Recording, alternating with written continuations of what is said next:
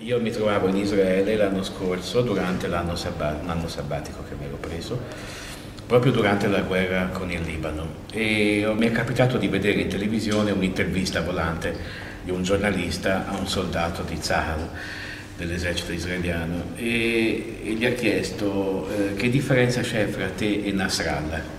E lui ha detto: tra me e Nasrallah da un lato non c'è nessuna differenza, perché lui non ha paura di me e io non ho paura di lui, però c'è una grandissima differenza: lui combatte per la morte e io combatto per la vita. Questo è in tema con l'argomento del tuo libro.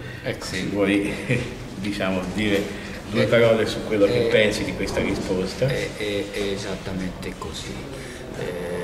Oggi l'equivoco in cui spesso incorre l'Occidente è quello di mettere sullo stesso piano chi predica e pratica il terrorismo e uccide perché disconosce il diritto alla vita altrui, e chi è costretto a usare la forza delle armi di eserciti nazionali legittimi per combattere il terrorismo e per difendere la propria vita. Questo Occidente che è ammalato di relativismo, che è infatuato del politicamente corretto, finisce per mettere tutti sullo stesso piano, per condannare genericamente la violenza, e così facendo mette sullo stesso piano Israele e l'Hezbollah, Israele e Hamas, gli Stati Uniti e un regime nazi-islamico come quello iraniano, Bush e Bin Laden, e non si rende conto che in questo modo legittima il terrorismo, legittima gli apologeti del terrorismo, legittima gli stati che sponsorizzano il terrorismo e in definitiva prepara il suicidio della civiltà occidentale e quindi il suicidio di quelli che sono il fondamento della comune civiltà dell'uomo.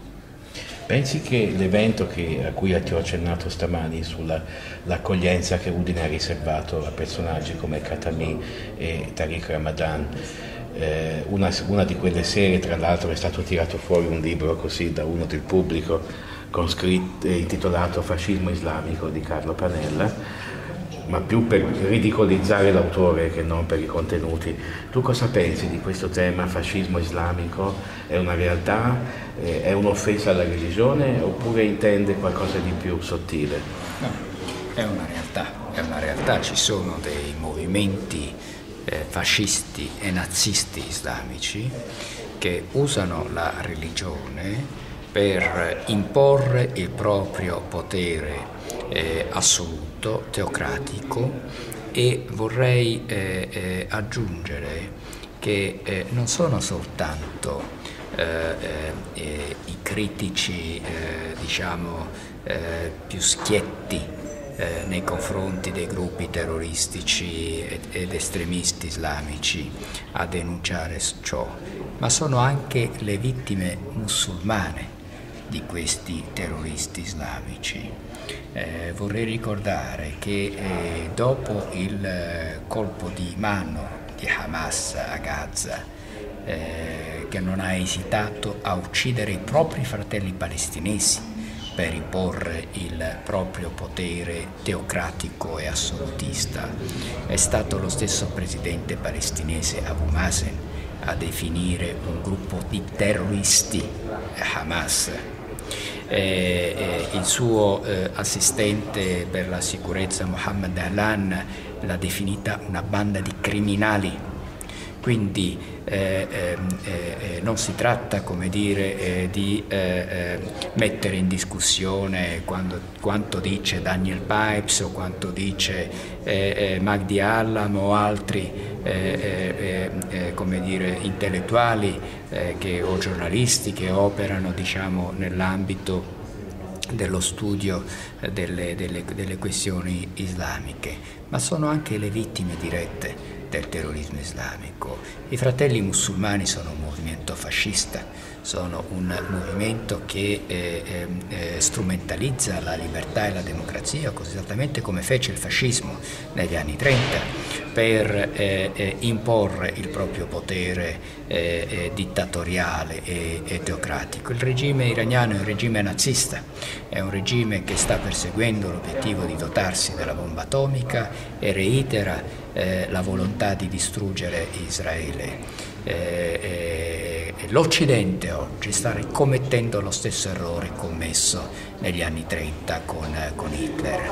È un Occidente che continua, così come disse all'epoca Winston Churchill, a nutrire il coccodrillo con la speranza di essere mangiato per ultimo. L'ultima domanda conclusiva, perché ti lasciamo ai tuoi impegni.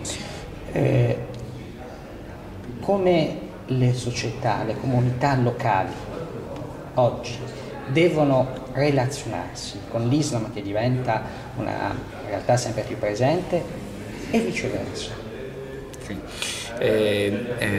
Bisogna individuare gli interlocutori che condividono gli stessi valori, che si considerano parte integrante di una comune civiltà dell'uomo e che vogliono costruire insieme all'Occidente una comune civiltà, mentre bisogna guardarsi da tutti coloro che si limitano a strumentalizzare la democrazia e le libertà per consolidare sempre di più una strategia di conquista, che è di conquista di elementi e di conquista territoriale tramite le moschee, le scuole coraniche, gli enti finanziari, gli enti sociali islamici, per creare uno Stato nello Stato e per disgregare e far implodere l'Occidente dal suo interno. Questa è la sfida che oggi ha l'Occidente ed è una sfida che potrà essere vinta soltanto comprendendo correttamente questa realtà. La battaglia che ci aspetta è in primo luogo una battaglia di idee, è una battaglia che la si riuscirà a vincere se riusciremo a capire correttamente che cosa sta succedendo. Noi siamo obnubilati, accecati dalla mistificazione della realtà, stiamo rincorrendo un mito, quello del multiculturalismo, e non ci stiamo rendendo conto che si svendono i valori e si sta tradendo una identità con il risultato di permettere ai nemici dei valori e della libertà e della democrazia di imporsi sempre di più. Per finire, è nato il bambino che ho letto? È nato davvero 3 mesi ed è una grande gioia. Colgo l'occasione per farti tantissimi auguri. Grazie per tutto quello che fate. Grazie per tutto quello che fate e auguri di ogni bene.